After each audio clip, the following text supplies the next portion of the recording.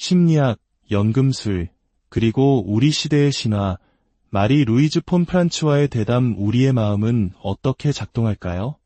때로는 한 가지 생각, 한 가지 관점에 사로잡혀 다른 가능성을 보지 못하는 자신을 발견한 적 없으신가요? 마치 좁은 길에 갇힌 것처럼 더 넓은 세상을 보지 못하고 같은 자리만 맴도는 듯한 느낌 말입니다. 오늘은 20세기 가장 위대한 심리학자 중 한 명인 칼 융, 그리고 그의 가장 가까운 동료이자 후계자였던 마리 루이즈 폰 프란츠의 지혜를 통해 우리 내면의 지도를 탐험해 보고자 합니다. 그들의 깊은 통찰은 복잡한 현대사회를 살아가는 우리에게 놀라운 이정표가 되어줄 것입니다. 오늘의 이야기는 바로 일방성이라는 개념에서 시작됩니다. 우리의 의식은 본질적으로 한 번에 한 가지에만 집중하도록 설계되었습니다. 마치 카메라 렌즈가 선명한 사진을 위해 하나의 피사체에 초점을 맞춰야 하듯 우리의 의식도 일상적인 과업을 수행하기 위해 불필요한 것들을 걸러내고 한 방향으로 나아가야 합니다.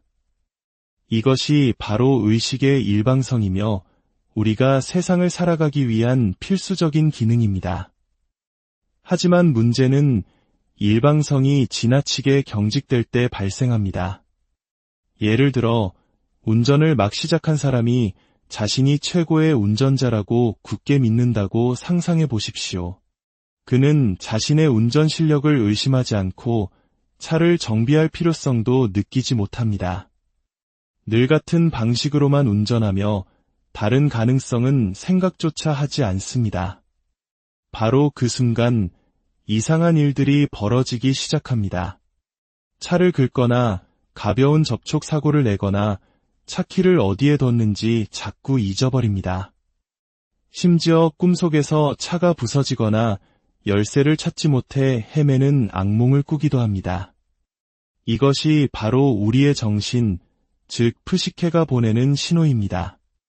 너무 한쪽으로만 치우쳐진 의식의 태도를 바로잡기 위해 무의식이 경고를 보내는 것이죠. 우리의 내면은 스스로 균형을 잡으려는 위대한 힘을 가지고 있습니다. 융심리학에서는 이를 보상작용이라고 부릅니다. 의식이 한쪽으로 기울어질 때 무의식은 꿈이나 사소한 실수, 때로는 강렬한 증상을 통해 반대편의 이야기를 들려주며 균형을 맞추려 합니다. 이러한 일방성의 가장 극적인 예시 중 하나가 바로 푸에르 아에테르누스, 즉 영원한 소년의 문제입니다. 피터팬 증후군이라고도 불리는 이 현상은 성장을 거부하고 영원히 아이로 머물고 싶어하는 심리를 말합니다. 이들은 책임을 지거나 희생을 감수하거나 한 곳에 깊이 뿌리내리는 것을 두려워합니다. 그들은 끊임없이 새로운 가능성만을 찾아 헤맵니다. 전공을 수시로 바꾸고 연인을 계속 갈아치우며 어떤 것에도 진득하게 노력을 쏟지 못합니다. 아이와 같은 순수한 창의성을 가지고 있지만 현실의 무게를 견디지 못하고 파괴적인 길을 걷게 됩니다. 마치 늙는 것을 거부하며 네버랜드를 떠돌지만 결국 길 잃은 아이들을 해치기도 했던 피터팬처럼 말입니다. 이러한 개인적인 차원의 일방성은 사회 전체의 모습으로 확장되기도 합니다. 융과 폰 프란츠는 서구 문명의 거대한 일방성에 주목했습니다. 특히 기독교 문화가 서구 정신에 미친 영향을 깊이 탐구했습니다. 기독교는 선하고 영적이며 남성적인 가치를 강조하는 경향이 있었습니다. 신성한 삼위일체에서도 여성적인 원리는 찾아보기 어려웠고 악은 신의 일부가 아닌 완전히 분리된 사탄의 영역으로 규정되었습니다.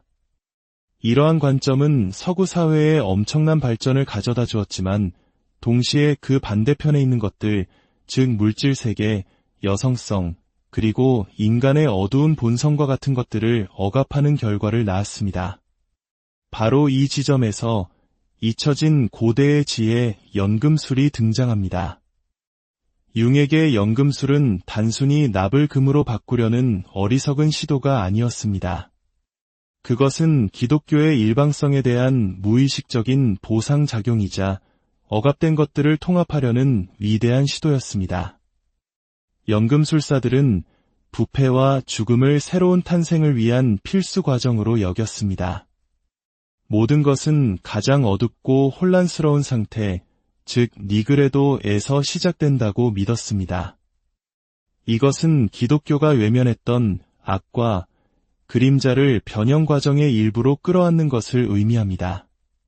또한 연금술은 물질과 영혼, 남성성과 여성성의 결합을 통해 완전한 존재, 즉 현자의 도를 탄생시키는 것을 목표로 했습니다.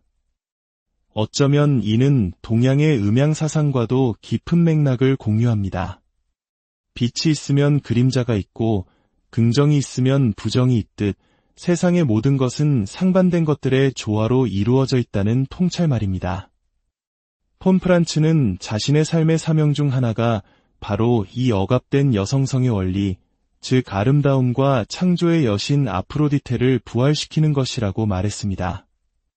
이는 단순히 여성의 권리를 주장하는 것을 넘어 우리 사회 전체가 잃어버린 균형을 되찾는 것을 의미합니다. 그렇다면 이 거대한 사회적 억압은 개인에게 어떤 영향을 미칠까요? 폰프란츠는 아니무스라는 개념을 통해 이를 설명합니다. 아니무스는 여성의 무의식 속에 존재하는 남성적인 원리를 의미합니다. 남성의 무의식 속 여성성은 아니마라고 부릅니다. 이 개념들은 생물학적 성별에 국한된 것이 아니라 사회적으로 형성된 역할과 기대 속에서 억압된 내면의 다른 쪽 측면을 상징합니다. 여성성이 오랫동안 억압된 사회에서 여성들은 자신의 목소리를 내기 어려웠습니다. 그들은 종종 자신의 생각이 아닌 사회가 주입한 남성적인 가치나 권위 있는 남성의 의견을 무비판적으로 반복하게 됩니다. 폰프란츠는 이것을 앵무새처럼 말하는 것에 비유했습니다. 그녀 자신 또한 위대한 스승인 융의 그림자에서 벗어나 자신만의 고유한 목소리를 찾기 위해 평생을 바쳐 싸워야 했습니다. 그녀에게 아니무스를 탐구하는 과정은 단순히 융의 말을 인용하는 것을 넘어 자신만의 독창적인 생각과 이론을 정립하는 여정이었습니다. 이는 우리 모두에게 중요한 질문을 던집니다. 지금 내가 가진 생각과 신념은 과연 진정으로 나의 것인가? 아니면 내가 속한 사회나 주변 사람들의 의견을 무의식적으로 따라 하고 있는 것은 아닌가? 이러한 내면의 탐구는 때때로 우리를 설명할 수 없는 신비로운 경험으로 이끌기도 합니다. 바로 동시성의 세계입니다. 동시성은 의미 있는 우연의 일치를 설명하는 융의 독창적인 개념입니다. 이것은 우리가 흔히 말하는 인과율, 즉 원인과 결과의 법칙을 뛰어넘습니다. 예를 들어 폰프란츠가 들려준 한 여성의 이야기입니다. 그녀는 파란색 드레스를 주문 제작했습니다. 그런데 드레스가 도착하기 며칠 전 그녀의 가까운 친척이 갑작스럽게 세상을 떠났습니다. 깊은 슬픔에 잠겨있던 그녀에게 드디어 주문한 드레스가 도착했습니다. 그런데 상자를 열어보니 놀랍게도 그 안에는 파란색 드레스가 아닌 장례식에 입는 검은색 드레스가 들어있었습니다. 가게의 실수였을까요? 물론 그럴 수 있습니다. 하지만 그 순간 이 우연한 사건은 그녀에게 단순한 실수를 넘어선 깊은 의미로 다가왔습니다.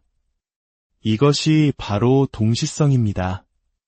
외부의 물리적 사건과 내부의 심리적 상태가 인과관계 없이 그러나 의미 있는 방식으로 동시에 일어나는 현상입니다. 이것은 마치 고대인들이 세상을 바라보던 방식과 유사합니다. 세 명의 여인이 강가에 물을 기르러 갔는데 악어가 나타나 가운데 있던 여인만 물고 사라졌다고 합시다. 현대적인 우리는 운이 나빴을 뿐이라고 악어가 사람을 공격하는 것은 자연스러운 일이라고 설명할 것입니다. 하지만 고대인들은 이렇게 물을 것입니다. 왜 하필 그 여인이었는가? 왜 바로 그 순간이었는가? 그들에게 이 사건은 단순한 우연이 아니라 보이지 않는 세계가 보내는 중요한 메시지입니다. 어쩌면 이는 우리가 태몽을 해석하거나 중요한 일을 앞두고 길조를 찾는 것과 비슷한 맥락일지도 모릅니다. 세상이 단지 인과율이라는 차가운 법칙으로만 움직이는 것이 아니라 때로는 우리의 내면과 공명하며 깊은 의미를 드러낸다는 믿음. 동시성은 바로 그 신비로운 가능성의 문을 열어줍니다. 우리는 오늘 의식의 일방성이라는 개념에서 시작하여 연금술의 깊은 상징 세계를 거쳐 동시성이라는 신비로운 현상에 이르기까지 기나긴 여정을 함께했습니다. 폰 프란츠의 지혜는 우리에게 상기시켜줍니다. 우리 내면에는 우리가 아는 것보다 훨씬 더 광활한 세계가 존재하며 그 세계와 소통할 때 비로소 우리는 온전한 자기 자신으로 살아갈 수 있다는 것을 말입니다. 이 이야기들이 여러분의 내면에 작은 생각의 불씨를 지폈다면 그 불씨가 더 널리 퍼져나갈 수 있도록 이 지혜를 주변과 함께 나눠주시길 바랍니다. 여러분의 구독과 관심은 우리가 이 깊이 있는 탐험을 계속해 나갈 수 있는 가장 큰 힘이 됩니다. 함께 이 지성의 여정을 걸어주셔서 감사합니다. 심리학, 연금술, 그리고 우리 시대의 신화, 마리 루이즈 폰 프란츠와의 대담 우리의 마음은 어떻게 작동할까요? 때로는 한 가지 생각, 한 가지 관점에 사로잡혀 다른 가능성을 보지 못하는 자신을 발견한 적 없으신가요? 마치 좁은 길에 갇힌 것처럼 더 넓은 세상을 보지 못하고 같은 자리만 맴도는 듯한 느낌 말입니다. 오늘은 20세기 가장 위대한 심리학자 중 한 명인 칼 융, 그리고 그의 가장 가까운 동료이자 후계자였던 마리 루이즈 폰 프란츠의 지혜를 통해 우리 내면의 지도를 탐험해 보고자 합니다. 그들의 깊은 통찰은 복잡한 현대사회를 살아가는 우리에게 놀라운 이정표가 되어줄 것입니다. 오늘의 이야기는 바로 일방성이라는 개념에서 시작됩니다. 우리의 의식은 본질적으로 한 번에 한 가지에만 집중하도록 설계되었습니다.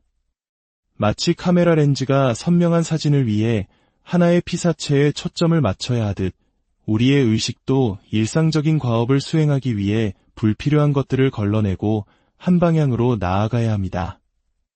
이것이 바로 의식의 일방성이며 우리가 세상을 살아가기 위한 필수적인 기능입니다.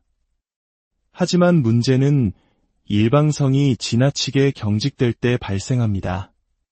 예를 들어 운전을 막 시작한 사람이 자신이 최고의 운전자라고 굳게 믿는다고 상상해 보십시오.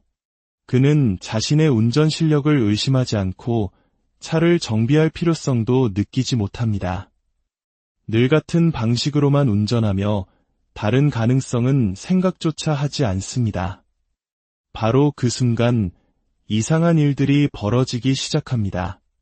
차를 긁거나 가벼운 접촉 사고를 내거나 차키를 어디에 뒀는지 자꾸 잊어버립니다. 심지어 꿈속에서 차가 부서지거나 열쇠를 찾지 못해 헤매는 악몽을 꾸기도 합니다. 이것이 바로 우리의 정신, 즉 프시케가 보내는 신호입니다. 너무 한쪽으로만 치우쳐진 의식의 태도를 바로잡기 위해 무의식이 경고를 보내는 것이죠. 우리의 내면은 스스로 균형을 잡으려는 위대한 힘을 가지고 있습니다. 융심리학에서는 이를 보상작용이라고 부릅니다. 의식이 한쪽으로 기울어질 때 무의식은 꿈이나 사소한 실수, 때로는 강렬한 증상을 통해 반대편의 이야기를 들려주며 균형을 맞추려 합니다. 이러한 일방성의 가장 극적인 예시 중 하나가 바로 푸에르 아에테르누스, 즉 영원한 소년의 문제입니다. 피터팬 증후군이라고도 불리는 이 현상은 성장을 거부하고 영원히 아이로 머물고 싶어하는 심리를 말합니다. 이들은 책임을 지거나 희생을 감수하거나 한 곳에 깊이 뿌리내리는 것을 두려워합니다. 그들은 끊임없이 새로운 가능성만을 찾아 헤맵니다. 전공을 수시로 바꾸고 연인을 계속 갈아치우며 어떤 것에도 진득하게 노력을 쏟지 못합니다. 아이와 같은 순수한 창의성을 가지고 있지만 현실의 무게를 견디지 못하고 파괴적인 길을 걷게 됩니다. 마치 늙는 것을 거부하며 네버랜드를 떠돌지만 결국 길 잃은 아이들을 해치기도 했던 피터팬처럼 말입니다. 이러한 개인적인 차원의 일방성은 사회 전체의 모습으로 확장되기도 합니다. 융과 폰 프란츠는 서구 문명의 거대한 일방성에 주목했습니다. 특히 기독교 문화가 서구 정신에 미친 영향을 깊이 탐구했습니다. 기독교는 선하고 영적이며 남성적인 가치를 강조하는 경향이 있었습니다. 신성한 삼위일체에서도 여성적인 원리는 찾아보기 어려웠고 악은 신의 일부가 아닌 완전히 분리된 사탄의 영역으로 규정되었습니다. 이러한 관점은 서구 사회에 엄청난 발전을 가져다 주었지만 동시에 그 반대편에 있는 것들, 즉 물질 세계, 여성성, 그리고 인간의 어두운 본성과 같은 것들을 억압하는 결과를 낳았습니다. 바로 이 지점에서 잊혀진 고대의 지혜 연금술이 등장합니다. 융에게 연금술은 단순히 납을 금으로 바꾸려는 어리석은 시도가 아니었습니다. 그것은 기독교의 일방성에 대한 무의식적인 보상작용이자 억압된 것들을 통합하려는 위대한 시도였습니다. 연금술사들은 부패와 죽음을 새로운 탄생을 위한 필수 과정으로 여겼습니다. 모든 것은 가장 어둡고 혼란스러운 상태, 즉 니그레도에서 시작된다고 믿었습니다. 이것은 기독교가 외면했던 악과 그림자를 변형 과정의 일부로 끌어안는 것을 의미합니다. 또한 연금술은 물질과 영혼, 남성성과 여성성의 결합을 통해 완전한 존재, 즉 현자의 도를 탄생시키는 것을 목표로 했습니다. 어쩌면 이는 동양의 음양사상과도 깊은 맥락을 공유합니다. 빛이 있으면 그림자가 있고 긍정이 있으면 부정이 있듯 세상의 모든 것은 상반된 것들의 조화로 이루어져 있다는 통찰말입니다. 폰 프란츠는 자신의 삶의 사명 중 하나가 바로 이 억압된 여성성의 원리, 즉 아름다움과 창조의 여신 아프로디테를 부활시키는 것이라고 말했습니다. 이는 단순히 여성의 권리를 주장하는 것을 넘어 우리 사회 전체가 잃어버린 균형을 되찾는 것을 의미합니다. 그렇다면 이 거대한 사회적 억압은 개인에게 어떤 영향을 미칠까요? 폰 프란츠는 아니무스라는 개념을 통해 이를 설명합니다. 아니무스는 여성의 무의식 속에 존재하는 남성적인 원리를 의미합니다. 남성의 무의식 속 여성성은 아니마라고 부릅니다.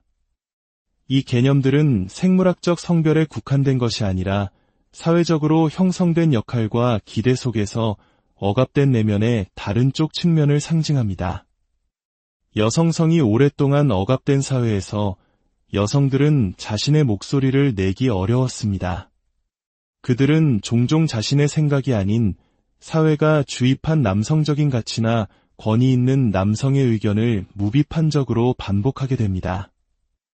폰 프란츠는 이것을 앵무새처럼 말하는 것에 비유했습니다.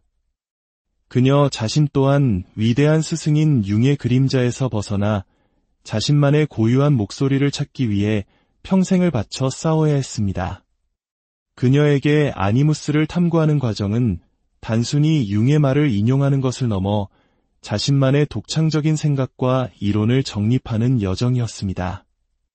이는 우리 모두에게 중요한 질문을 던집니다. 지금 내가 가진 생각과 신념은 과연 진정으로 나의 것인가? 아니면 내가 속한 사회나 주변 사람들의 의견을 무의식적으로 따라 하고 있는 것은 아닌가? 이러한 내면의 탐구는 때때로 우리를 설명할 수 없는 신비로운 경험으로 이끌기도 합니다. 바로 동시성의 세계입니다.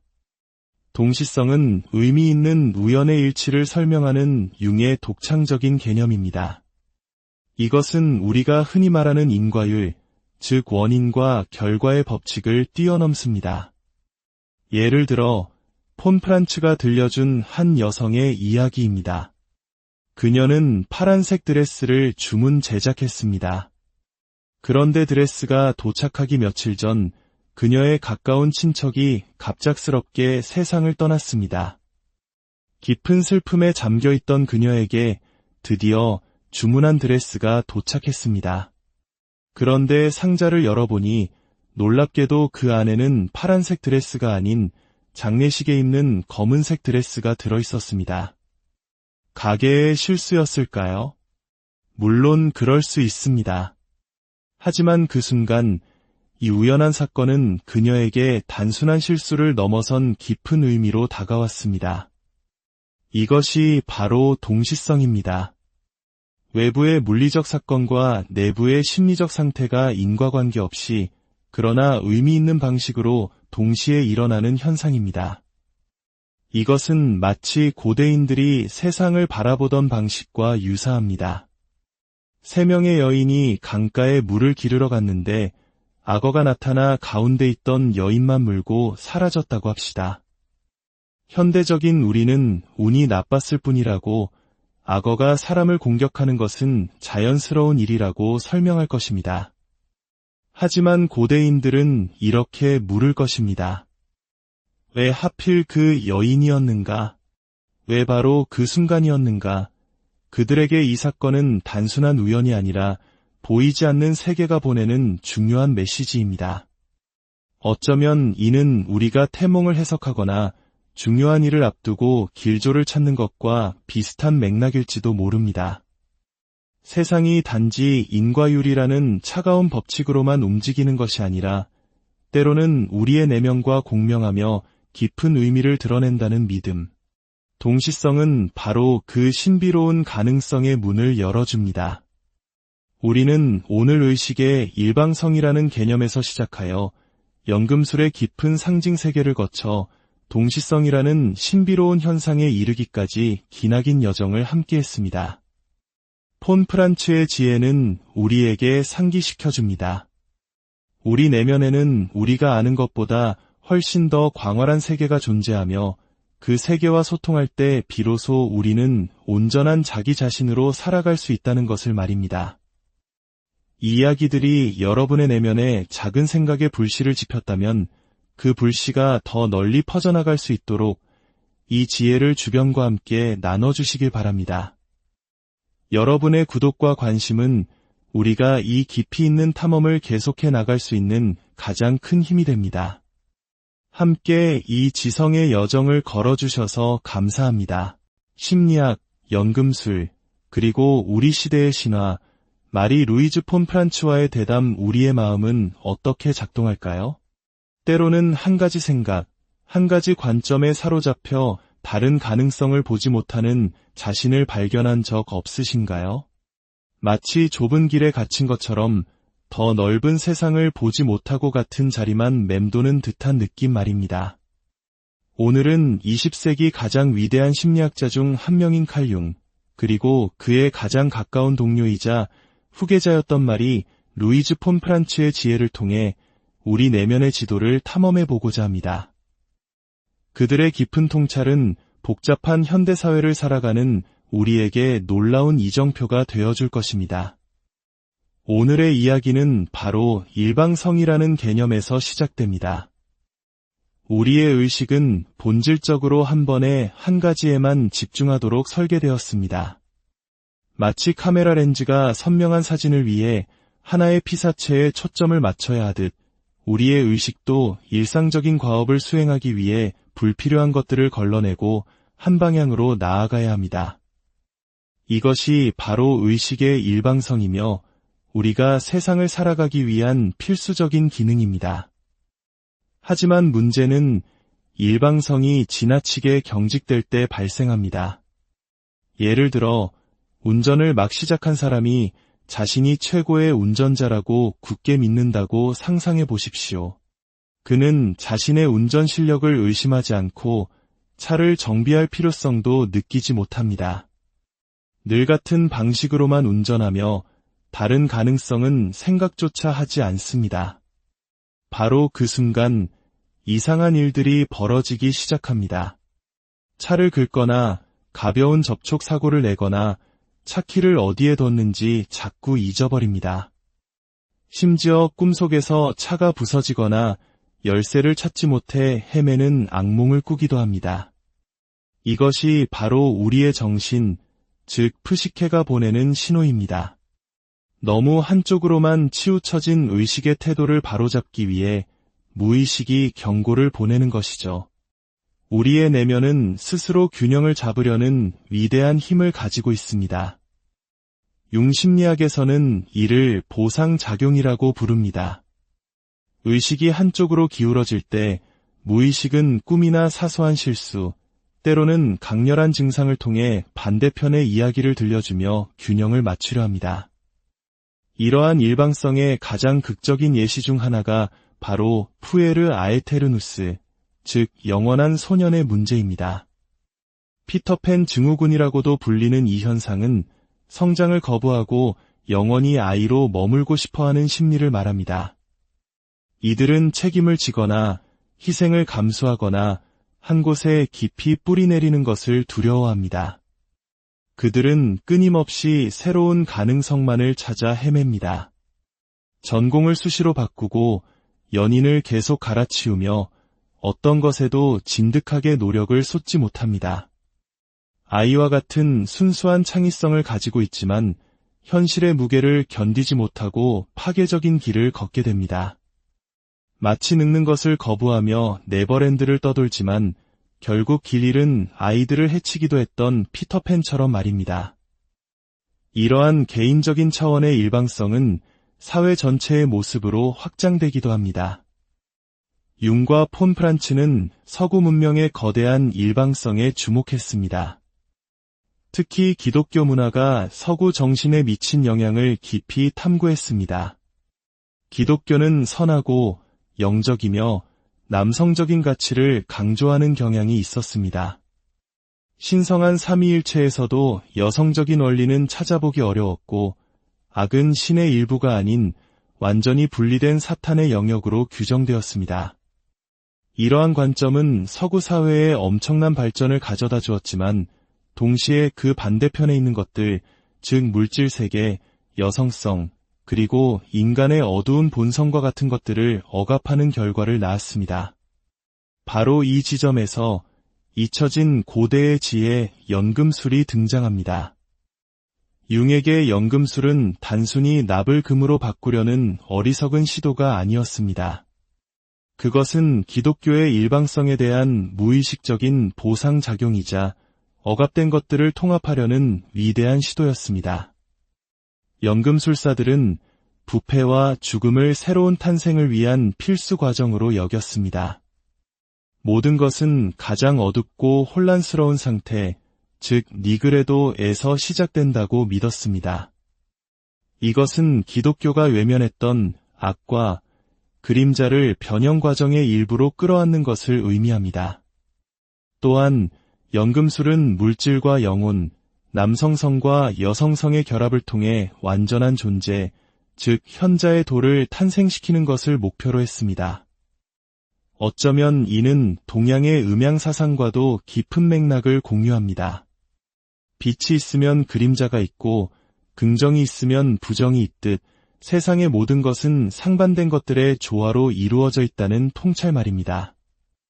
폰 프란츠는 자신의 삶의 사명 중 하나가 바로 이 억압된 여성성의 원리, 즉 아름다움과 창조의 여신 아프로디테를 부활시키는 것이라고 말했습니다.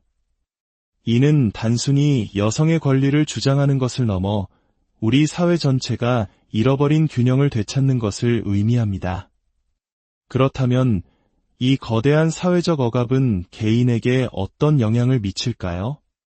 폰 프란츠는 아니무스라는 개념을 통해 이를 설명합니다. 아니무스는 여성의 무의식 속에 존재하는 남성적인 원리를 의미합니다.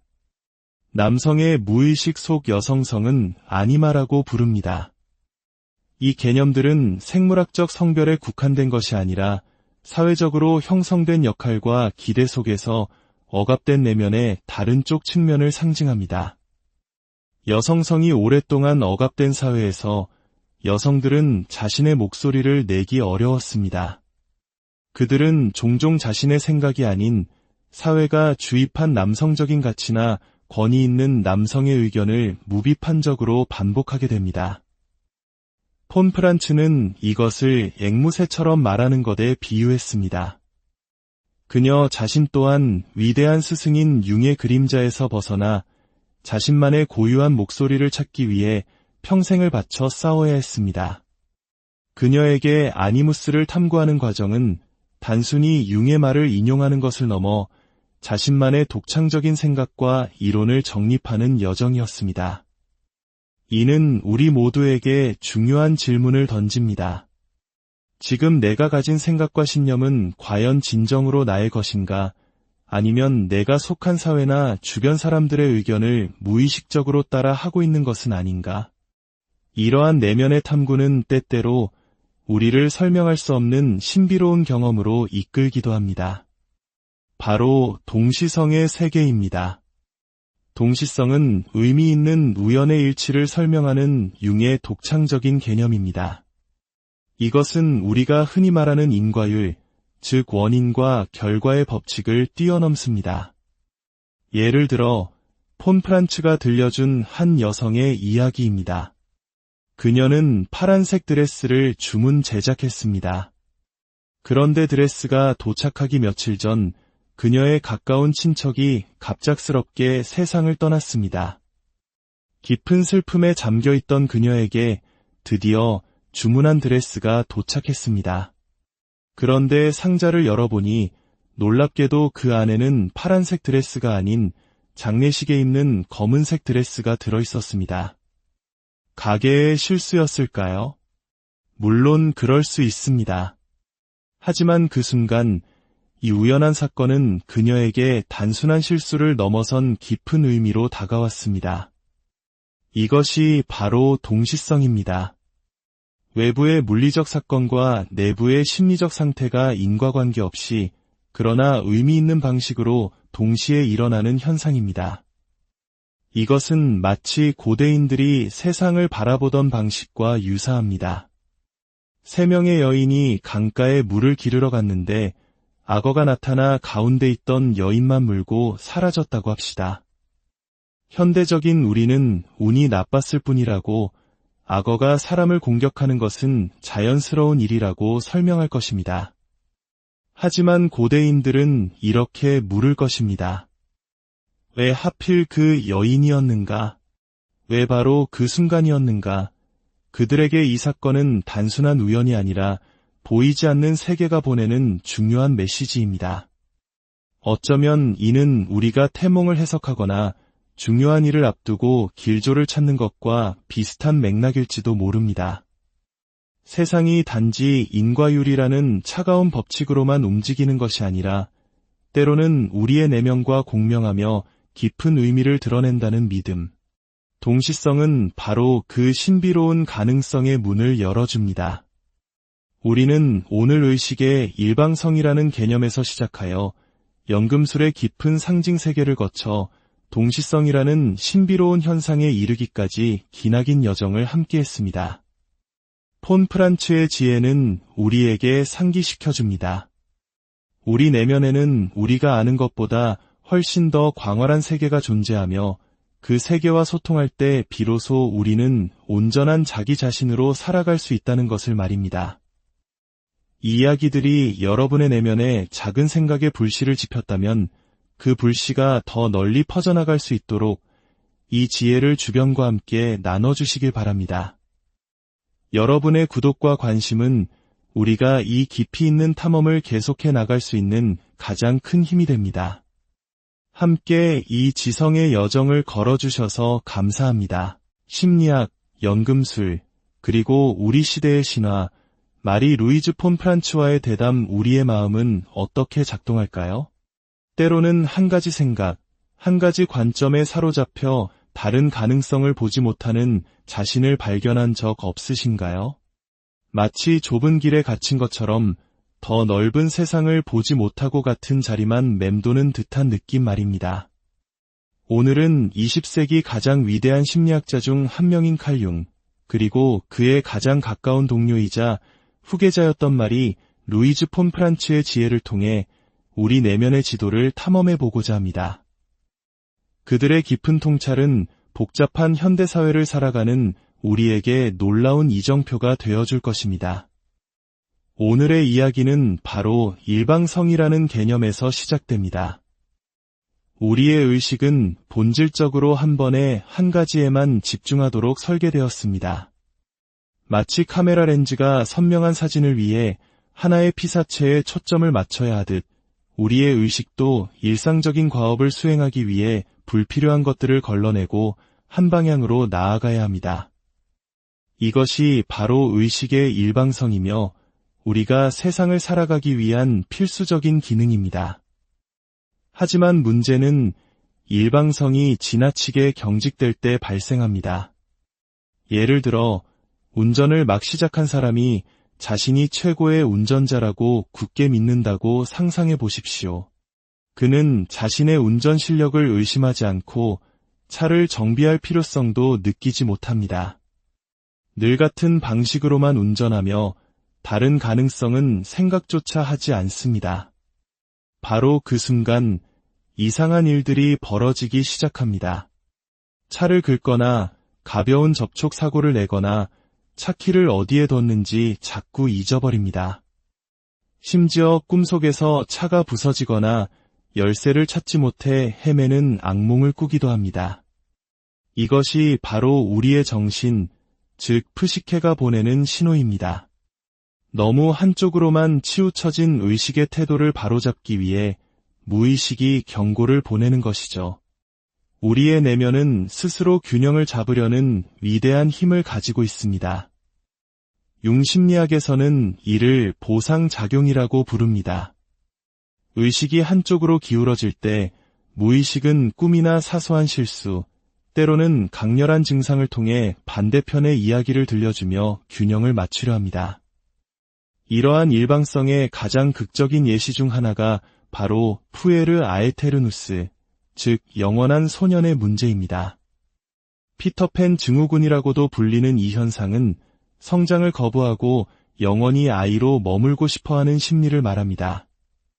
이들은 책임을 지거나 희생을 감수하거나 한 곳에 깊이 뿌리내리는 것을 두려워합니다.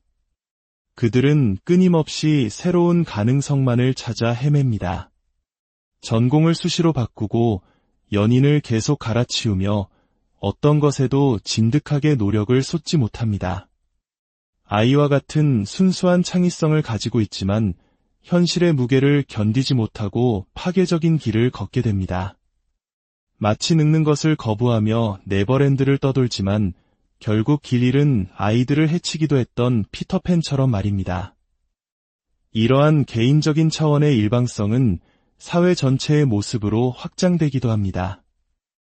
융과 폰 프란츠는 서구 문명의 거대한 일방성에 주목했습니다. 특히 기독교 문화가 서구 정신에 미친 영향을 깊이 탐구했습니다. 기독교는 선하고 영적이며 남성적인 가치를 강조하는 경향이 있었습니다. 신성한 삼위일체에서도 여성적인 원리는 찾아보기 어려웠고 악은 신의 일부가 아닌 완전히 분리된 사탄의 영역으로 규정되었습니다. 이러한 관점은 서구 사회에 엄청난 발전을 가져다 주었지만 동시에 그 반대편에 있는 것들, 즉 물질 세계, 여성성, 그리고 인간의 어두운 본성과 같은 것들을 억압하는 결과를 낳았습니다. 바로 이 지점에서 잊혀진 고대의 지혜 연금술이 등장합니다. 융에게 연금술은 단순히 납을 금으로 바꾸려는 어리석은 시도가 아니었습니다. 그것은 기독교의 일방성에 대한 무의식적인 보상작용이자 억압된 것들을 통합하려는 위대한 시도였습니다. 연금술사들은 부패와 죽음을 새로운 탄생을 위한 필수 과정으로 여겼습니다. 모든 것은 가장 어둡고 혼란스러운 상태, 즉 니그레도에서 시작된다고 믿었습니다. 이것은 기독교가 외면했던 악과 그림자를 변형 과정의 일부로 끌어안는 것을 의미합니다. 또한 연금술은 물질과 영혼, 남성성과 여성성의 결합을 통해 완전한 존재, 즉 현자의 도를 탄생시키는 것을 목표로 했습니다. 어쩌면 이는 동양의 음양사상과도 깊은 맥락을 공유합니다. 빛이 있으면 그림자가 있고 긍정이 있으면 부정이 있듯 세상의 모든 것은 상반된 것들의 조화로 이루어져 있다는 통찰말입니다. 폰 프란츠는 자신의 삶의 사명 중 하나가 바로 이 억압된 여성성의 원리, 즉 아름다움과 창조의 여신 아프로디테를 부활시키는 것이라고 말했습니다. 이는 단순히 여성의 권리를 주장하는 것을 넘어 우리 사회 전체가 잃어버린 균형을 되찾는 것을 의미합니다. 그렇다면 이 거대한 사회적 억압은 개인에게 어떤 영향을 미칠까요? 폰 프란츠는 아니무스라는 개념을 통해 이를 설명합니다. 아니무스는 여성의 무의식 속에 존재하는 남성적인 원리를 의미합니다. 남성의 무의식 속 여성성은 아니마라고 부릅니다. 이 개념들은 생물학적 성별에 국한된 것이 아니라 사회적으로 형성된 역할과 기대 속에서 억압된 내면의 다른 쪽 측면을 상징합니다. 여성성이 오랫동안 억압된 사회에서 여성들은 자신의 목소리를 내기 어려웠습니다. 그들은 종종 자신의 생각이 아닌 사회가 주입한 남성적인 가치나 권위 있는 남성의 의견을 무비판적으로 반복하게 됩니다. 폰 프란츠는 이것을 앵무새처럼 말하는 것에 비유했습니다. 그녀 자신 또한 위대한 스승인 융의 그림자에서 벗어나 자신만의 고유한 목소리를 찾기 위해 평생을 바쳐 싸워야 했습니다. 그녀에게 아니무스를 탐구하는 과정은 단순히 융의 말을 인용하는 것을 넘어 자신만의 독창적인 생각과 이론을 정립하는 여정이었습니다. 이는 우리 모두에게 중요한 질문을 던집니다. 지금 내가 가진 생각과 신념은 과연 진정으로 나의 것인가? 아니면 내가 속한 사회나 주변 사람들의 의견을 무의식적으로 따라 하고 있는 것은 아닌가? 이러한 내면의 탐구는 때때로 우리를 설명할 수 없는 신비로운 경험으로 이끌기도 합니다. 바로 동시성의 세계입니다. 동시성은 의미 있는 우연의 일치를 설명하는 융의 독창적인 개념입니다. 이것은 우리가 흔히 말하는 인과율, 즉 원인과 결과의 법칙을 뛰어넘습니다. 예를 들어 폰 프란츠가 들려준 한 여성의 이야기입니다. 그녀는 파란색 드레스를 주문 제작했습니다. 그런데 드레스가 도착하기 며칠 전 그녀의 가까운 친척이 갑작스럽게 세상을 떠났습니다. 깊은 슬픔에 잠겨있던 그녀에게 드디어 주문한 드레스가 도착했습니다. 그런데 상자를 열어보니 놀랍게도 그 안에는 파란색 드레스가 아닌 장례식에 입는 검은색 드레스가 들어있었습니다. 가게의 실수였을까요? 물론 그럴 수 있습니다. 하지만 그 순간 이 우연한 사건은 그녀에게 단순한 실수를 넘어선 깊은 의미로 다가왔습니다. 이것이 바로 동시성입니다. 외부의 물리적 사건과 내부의 심리적 상태가 인과관계 없이 그러나 의미 있는 방식으로 동시에 일어나는 현상입니다. 이것은 마치 고대인들이 세상을 바라보던 방식과 유사합니다. 세 명의 여인이 강가에 물을 기르러 갔는데 악어가 나타나 가운데 있던 여인만 물고 사라졌다고 합시다. 현대적인 우리는 운이 나빴을 뿐이라고 악어가 사람을 공격하는 것은 자연스러운 일이라고 설명할 것입니다. 하지만 고대인들은 이렇게 물을 것입니다. 왜 하필 그 여인이었는가? 왜 바로 그 순간이었는가? 그들에게 이 사건은 단순한 우연이 아니라 보이지 않는 세계가 보내는 중요한 메시지입니다. 어쩌면 이는 우리가 태몽을 해석하거나 중요한 일을 앞두고 길조를 찾는 것과 비슷한 맥락일지도 모릅니다. 세상이 단지 인과율이라는 차가운 법칙으로만 움직이는 것이 아니라 때로는 우리의 내면과 공명하며 깊은 의미를 드러낸다는 믿음. 동시성은 바로 그 신비로운 가능성의 문을 열어줍니다. 우리는 오늘 의식의 일방성이라는 개념에서 시작하여 연금술의 깊은 상징 세계를 거쳐 동시성이라는 신비로운 현상에 이르기까지 기나긴 여정을 함께했습니다. 폰 프란츠의 지혜는 우리에게 상기시켜줍니다. 우리 내면에는 우리가 아는 것보다 훨씬 더 광활한 세계가 존재하며 그 세계와 소통할 때 비로소 우리는 온전한 자기 자신으로 살아갈 수 있다는 것을 말입니다. 이 이야기들이 여러분의 내면에 작은 생각의 불씨를 지폈다면 그 불씨가 더 널리 퍼져나갈 수 있도록 이 지혜를 주변과 함께 나눠주시길 바랍니다. 여러분의 구독과 관심은 우리가 이 깊이 있는 탐험을 계속해 나갈 수 있는 가장 큰 힘이 됩니다. 함께 이 지성의 여정을 걸어주셔서 감사합니다. 심리학, 연금술, 그리고 우리 시대의 신화, 마리 루이즈 폰 프란츠와의 대담 우리의 마음은 어떻게 작동할까요? 때로는 한 가지 생각, 한 가지 관점에 사로잡혀 다른 가능성을 보지 못하는 자신을 발견한 적 없으신가요? 마치 좁은 길에 갇힌 것처럼 더 넓은 세상을 보지 못하고 같은 자리만 맴도는 듯한 느낌 말입니다. 오늘은 20세기 가장 위대한 심리학자 중 한 명인 칼 융, 그리고 그의 가장 가까운 동료이자 후계자였던 마리 루이즈 폰 프란츠의 지혜를 통해 우리 내면의 지도를 탐험해보고자 합니다. 그들의 깊은 통찰은 복잡한 현대사회를 살아가는 우리에게 놀라운 이정표가 되어줄 것입니다. 오늘의 이야기는 바로 일방성이라는 개념에서 시작됩니다. 우리의 의식은 본질적으로 한 번에 한 가지에만 집중하도록 설계되었습니다.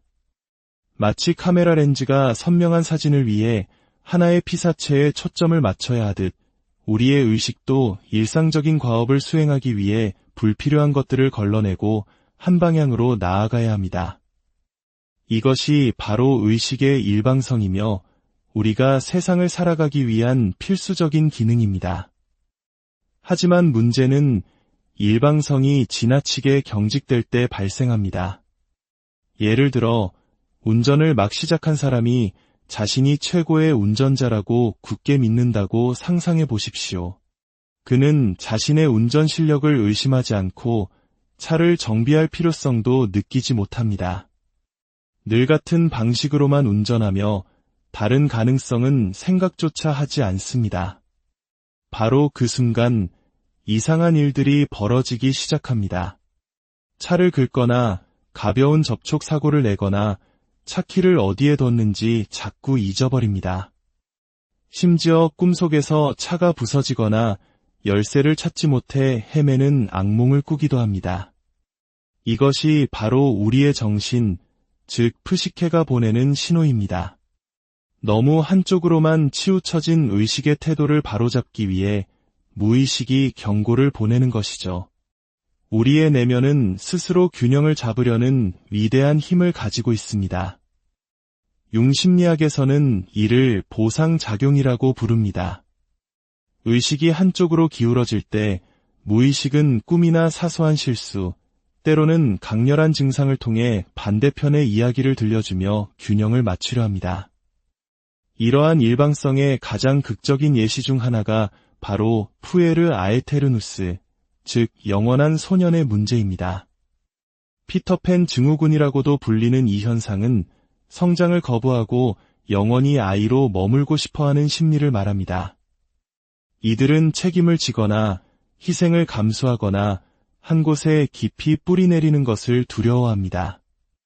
그들은 끊임없이 새로운 가능성만을 찾아 헤맵니다. 전공을 수시로 바꾸고 연인을 계속 갈아치우며 어떤 것에도 진득하게 노력을 쏟지 못합니다. 아이와 같은 순수한 창의성을 가지고 있지만 현실의 무게를 견디지 못하고 파괴적인 길을 걷게 됩니다. 마치 늙는 것을 거부하며 네버랜드를 떠돌지만 결국 길 잃은 아이들을 해치기도 했던 피터팬처럼 말입니다.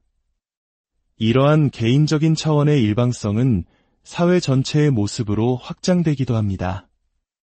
융과 폰 프란츠는 서구 문명의 거대한 일방성에 주목했습니다. 특히 기독교 문화가 서구 정신에 미친 영향을 깊이 탐구했습니다. 기독교는 선하고 영적이며 남성적인 가치를 강조하는 경향이 있었습니다. 신성한 삼위일체에서도 여성적인 원리는 찾아보기 어려웠고, 악은 신의 일부가 아닌 완전히 분리된 사탄의 영역으로 규정되었습니다. 이러한 관점은 서구 사회에 엄청난 발전을 가져다 주었지만, 동시에 그 반대편에 있는 것들, 즉 물질 세계, 여성성, 그리고 인간의 어두운 본성과 같은 것들을 억압하는 결과를 낳았습니다.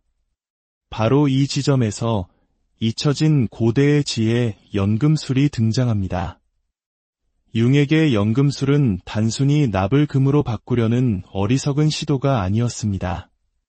그것은 기독교의 일방성에 대한 무의식적인 보상작용이자 억압된 것들을 통합하려는 위대한 시도였습니다. 연금술사들은 부패와 죽음을 새로운 탄생을 위한 필수 과정으로 여겼습니다. 모든 것은 가장 어둡고 혼란스러운 상태, 즉 니그레도에서 시작된다고 믿었습니다. 이것은 기독교가 외면했던 악과 그림자를 변형 과정의 일부로 끌어안는 것을 의미합니다. 또한 연금술은 물질과 영혼, 남성성과 여성성의 결합을 통해 완전한 존재, 즉 현자의 도를 탄생시키는 것을 목표로 했습니다. 어쩌면 이는 동양의 음양사상과도 깊은 맥락을 공유합니다. 빛이 있으면 그림자가 있고 긍정이 있으면 부정이 있듯 세상의 모든 것은 상반된 것들의 조화로 이루어져 있다는 통찰말입니다. 폰 프란츠는 자신의 삶의 사명 중 하나가 바로 이 억압된 여성성의 원리, 즉 아름다움과 창조의 여신 아프로디테를 부활시키는 것이라고 말했습니다. 이는 단순히 여성의 권리를 주장하는 것을 넘어 우리 사회 전체가 잃어버린 균형을 되찾는 것을 의미합니다. 그렇다면 이 거대한 사회적 억압은 개인에게 어떤 영향을 미칠까요? 폰 프란츠는 아니무스라는 개념을 통해 이를 설명합니다. 아니무스는 여성의 무의식 속에 존재하는 남성적인 원리를 의미합니다. 남성의 무의식 속 여성성은 아니마라고 부릅니다. 이 개념들은 생물학적 성별에 국한된 것이 아니라 사회적으로 형성된 역할과 기대 속에서 억압된 내면의 다른 쪽 측면을 상징합니다. 여성성이 오랫동안 억압된 사회에서 여성들은 자신의 목소리를 내기 어려웠습니다. 그들은 종종 자신의 생각이 아닌 사회가 주입한 남성적인 가치나 권위 있는 남성의 의견을 무비판적으로 반복하게 됩니다. 폰 프란츠는 이것을 앵무새처럼 말하는 것에 비유했습니다. 그녀 자신 또한 위대한 스승인 융의 그림자에서 벗어나 자신만의 고유한 목소리를 찾기 위해 평생을 바쳐 싸워야 했습니다. 그녀에게 아니무스를 탐구하는 과정은 단순히 융의 말을 인용하는 것을 넘어 자신만의 독창적인 생각과 이론을 정립하는 여정이었습니다. 이는 우리 모두에게 중요한 질문을 던집니다. 지금 내가 가진 생각과 신념은 과연 진정으로 나의 것인가? 아니면 내가 속한 사회나 주변 사람들의 의견을 무의식적으로 따라 하고 있는 것은 아닌가? 이러한 내면의 탐구는 때때로 우리를 설명할 수 없는 신비로운 경험으로 이끌기도 합니다. 바로 동시성의 세계입니다. 동시성은 의미 있는 우연의 일치를 설명하는 융의 독창적인 개념입니다. 이것은 우리가 흔히 말하는 인과율, 즉 원인과 결과의 법칙을 뛰어넘습니다. 예를 들어 폰 프란츠가 들려준 한 여성의 이야기입니다. 그녀는 파란색 드레스를 주문 제작했습니다. 그런데 드레스가 도착하기 며칠 전 그녀의 가까운 친척이 갑작스럽게 세상을 떠났습니다. 깊은 슬픔에 잠겨있던 그녀에게 드디어 주문한 드레스가 도착했습니다. 그런데 상자를 열어보니 놀랍게도 그 안에는 파란색 드레스가 아닌 장례식에 입는 검은색 드레스가 들어있었습니다. 가게의 실수였을까요? 물론 그럴 수 있습니다. 하지만 그 순간 이 우연한 사건은 그녀에게 단순한 실수를 넘어선 깊은 의미로 다가왔습니다. 이것이 바로 동시성입니다. 외부의 물리적 사건과 내부의 심리적 상태가 인과관계 없이 그러나 의미 있는 방식으로 동시에 일어나는 현상입니다. 이것은 마치 고대인들이 세상을 바라보던 방식과 유사합니다. 세 명의 여인이 강가에 물을 기르러 갔는데 악어가 나타나 가운데 있던 여인만 물고 사라졌다고 합시다. 현대적인 우리는 운이 나빴을 뿐이라고 악어가 사람을 공격하는 것은 자연스러운 일이라고 설명할 것입니다. 하지만 고대인들은 이렇게 물을 것입니다. 왜 하필 그 여인이었는가? 왜 바로 그 순간이었는가? 그들에게 이 사건은 단순한 우연이 아니라 보이지 않는 세계가 보내는 중요한 메시지입니다. 어쩌면 이는 우리가 태몽을 해석하거나 중요한 일을 앞두고 길조를 찾는 것과 비슷한 맥락일지도 모릅니다. 세상이 단지 인과율이라는 차가운 법칙으로만 움직이는 것이 아니라 때로는 우리의 내면과 공명하며 깊은 의미를 드러낸다는 믿음. 동시성은 바로 그 신비로운 가능성의 문을 열어줍니다. 우리는 오늘 의식의 일방성이라는 개념에서 시작하여 연금술의 깊은 상징 세계를 거쳐 동시성이라는 신비로운 현상에 이르기까지 기나긴 여정을 함께했습니다. 폰 프란츠의 지혜는 우리에게 상기시켜줍니다. 우리 내면에는 우리가 아는 것보다 훨씬 더 광활한 세계가 존재하며 그 세계와 소통할 때 비로소 우리는 온전한 자기 자신으로 살아갈 수 있다는 것을 말입니다. 이 이야기들이 여러분의 내면에 작은 생각의 불씨를 지폈다면 그 불씨가 더 널리 퍼져나갈 수 있도록 이 지혜를 주변과 함께 나눠주시길 바랍니다. 여러분의 구독과 관심은 우리가 이 깊이 있는 탐험을 계속해 나갈 수 있는 가장 큰 힘이 됩니다. 함께 이 지성의 여정을 걸어주셔서 감사합니다. 심리학, 연금술, 그리고 우리 시대의 신화, 마리 루이즈 폰 프란츠와의 대담 우리의 마음은 어떻게 작동할까요? 때로는 한 가지 생각, 한 가지 관점에 사로잡혀 다른 가능성을 보지 못하는 자신을 발견한 적 없으신가요? 마치 좁은 길에 갇힌 것처럼 더 넓은 세상을 보지 못하고 같은 자리만 맴도는 듯한 느낌 말입니다. 오늘은 20세기 가장 위대한 심리학자 중 한 명인 칼 융, 그리고 그의 가장 가까운 동료이자 후계자였던 마리 루이즈 폰 프란츠의 지혜를 통해 우리 내면의 지도를 탐험해보고자 합니다. 그들의 깊은 통찰은 복잡한 현대사회를 살아가는 우리에게 놀라운 이정표가 되어줄 것입니다. 오늘의 이야기는 바로 일방성이라는 개념에서 시작됩니다. 우리의 의식은 본질적으로 한 번에 한 가지에만 집중하도록 설계되었습니다.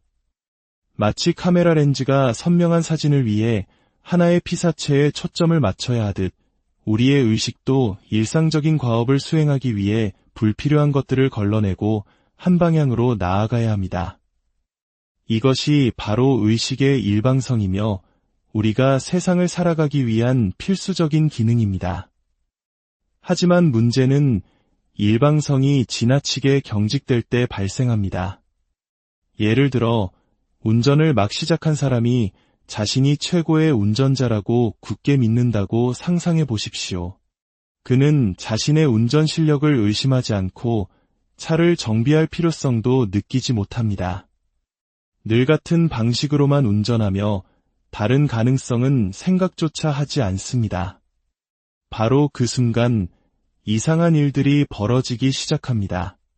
차를 긁거나 가벼운 접촉 사고를 내거나 차키를 어디에 뒀는지 자꾸 잊어버립니다. 심지어 꿈속에서 차가 부서지거나 열쇠를 찾지 못해 헤매는 악몽을 꾸기도 합니다. 이것이 바로 우리의 정신, 즉 프시케가 보내는 신호입니다.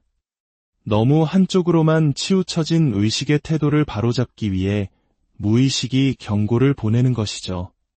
우리의 내면은 스스로 균형을 잡으려는 위대한 힘을 가지고 있습니다. 융심리학에서는 이를 보상작용이라고 부릅니다. 의식이 한쪽으로 기울어질 때 무의식은 꿈이나 사소한 실수, 때로는 강렬한 증상을 통해 반대편의 이야기를 들려주며 균형을 맞추려 합니다. 이러한 일방성의 가장 극적인 예시 중 하나가 바로 푸에르 아에테르누스, 즉 영원한 소년의 문제입니다. 피터팬 증후군이라고도 불리는 이 현상은 성장